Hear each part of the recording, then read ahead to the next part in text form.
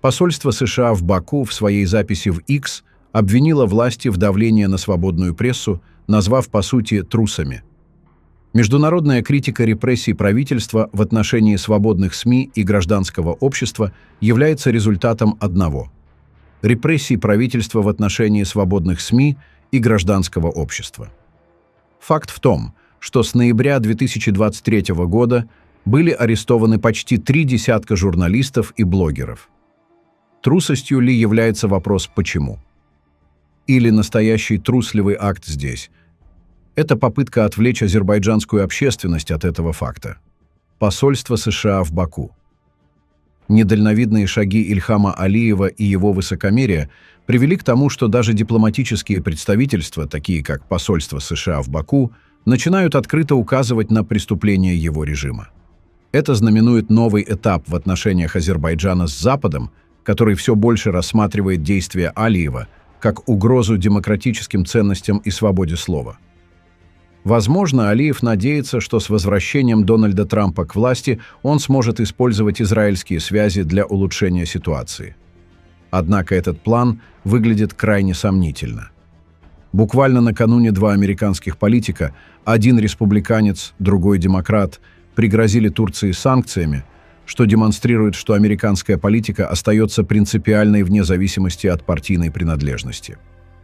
Таким образом, ставка Алиева на высокомерие своих спонсоров и агрессивную политику лишь усугубляет его положение, создавая серьезные риски для будущего как его режима, так и страны в целом. Вчера президент Азербайджана в интервью Киселеву заявил буквально следующее. Франция, возможно, и была когда-то великой страной, страной великих мыслителей, ученых и писателей. Но сейчас это не так. Сейчас режим Макрона, по сути, превращает Францию в failed state. В ответ на это посол Франции в Азербайджане Ан Буайон написала в X, что количество запросов на получение визы, направленных в посольство Франции, в этом году снова увеличилось. Откуда берется эта таинственная привлекательность несостоявшихся государств? Абсолютно точное замечание дополняет график импорта и экспорта товаров.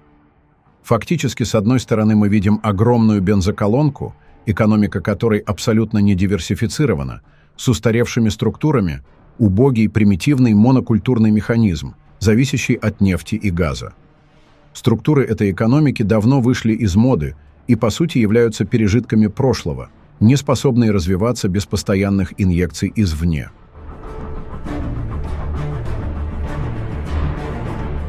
Вероятность нападения Азербайджана на Армению с целью открытия коридора через Сюник растет. Индикаторами могут служить ряд факторов.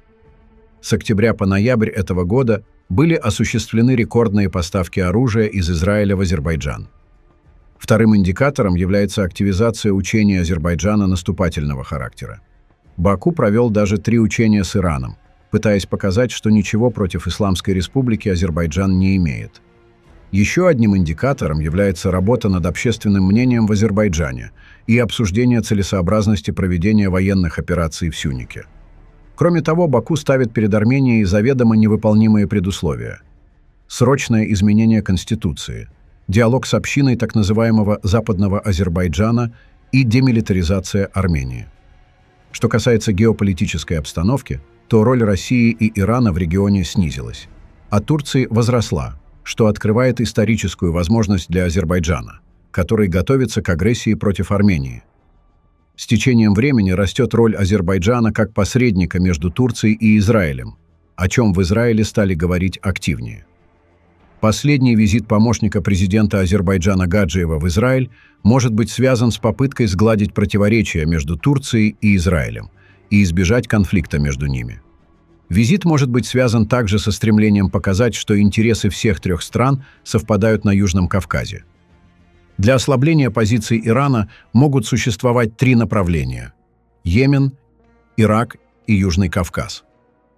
Активизация Азербайджана может усилить внимание Тегерана в направлении Южного Кавказа. Израиль и Азербайджан понимают, что так называемый Зангезурский коридор в основном направлен против Ирана. При этом Израиль пытается решить вопрос Ирана, а Азербайджан – вопрос Армении. Армянские политологи считают, что Армения может получить французские истребители «Мираж-2000». В настоящее время ВКС Франции проходит масштабную модернизацию, в рамках которой «Миражи» заменяются более совершенными «Рафалями». Поэтому «Миражи», будучи тем не менее очень продвинутыми боевыми машинами, могут достаться Армении. Эксперты полагают, что Армения нужна Франции не меньше, чем Франция Армении, поскольку является единственным стабильным и монолитным государством на Южном Кавказе и в северной части Большого Ближнего Востока. Армения – надежная опора для Франции в этом неспокойном регионе. На фоне сообщений о том, что Азербайджан, который обычно называют Баку, выразил заинтересованность в покупке оружия индийского производства, военный аналитик Ранеш Раджан обратил внимание на важный геополитический нюанс. Раджан заявил, что Баку должен сначала дистанцироваться от Исламабада и согласиться с позицией Индии по Кашмиру, прежде чем Нью-Дели рассмотрит возможность продажи Азербайджану систем вооружения индийского производства. По данным индийских СМИ, Баку особенно заинтересован в приобретении артиллерийских орудий индийского производства. Этот интерес возник после того, как Армения закупила у Индии 90 «Атакс». «Атакс», разработанная ДРДО, отличается большей дальностью стрельбы по сравнению с любыми другими 155-мм орудиями. Благодаря дальности стрельбы до 48 км с использованием специальных боеприпасов, «Атакс» представляет собой технологический прорыв по сравнению со многими существующими гаубицами, которые зачастую основаны на конструкциях 1980-х годов или более ранних. После последнего интервью Алиева становится ясно, что у него и у России больше нет реальных рычагов воздействия на Армению. Армения, несмотря на все вызовы, действует стратегически, выигрывая время для восстановления после 30 лет хаоса и разрушений. Главные задачи сейчас – перевооружение и экономическое развитие.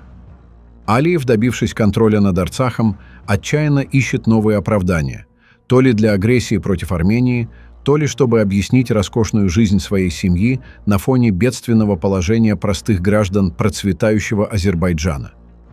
Лишившись привычной мишени в виде Арцаха, он пересоздает новый образ врага. Его заявления становятся все более нелогичными и противоречивыми, а риторика – абсурдной. Теперь в ход идут идеи вроде «западного Азербайджана» и мифических 300 тысяч азербайджанцев, якобы стремящихся вернуться в Армению. Этот пропагандистский ход служит подготовкой к новой агрессии. Этим интервью Алиев также демонстрирует, каким будет следующий этап в Азербайджане. Диктаторская система, в которой действует Алиев, по-другому просто не может функционировать. Ущемленные правительства нападают на другие государства за счет благополучия своих граждан, превращая их в инструмент для достижения собственных амбиций. В таких системах всегда страдают народы, вынужденные платить цену за жадность своих лидеров. Алиев лишь следует этому шаблону, не предлагая ни развития, ни реальных решений для своей страны. Но я надеюсь, что азербайджанский народ в конце концов пробудится от глубокого сна и покажет Алиеву его настоящее место. Пишите ваше мнение в комментариях и подписывайтесь на наш канал, чтобы не пропускали самые важные новости нашего региона.